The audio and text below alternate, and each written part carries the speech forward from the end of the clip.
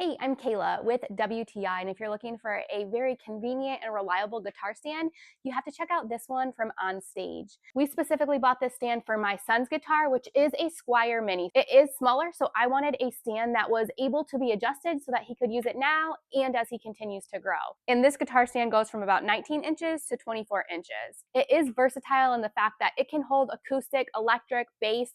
It was perfect for what we need it for, and I know as he continues to learn, depending on what he gets into, we can continue to rely on this stand. It has a really nice and stable tripod base, which have little rubber feet that hold the stand in place. The padding on both the bottom and the top add a little bit of extra protection for those pressure points that the guitar sits on the stand. It gives it that extra protection so it doesn't scratch or nick up the guitar at all. The security strap is great up top. It really holds the guitar in place so that even if it gets bumped, it's not falling off of the stand. So it's just another level of protection. The bottom rest does rotate in order to adjust to different guitar bodies, so it gives it a really nice stable bottom. So we just put it in there slowly and rest it right on that bottom rest.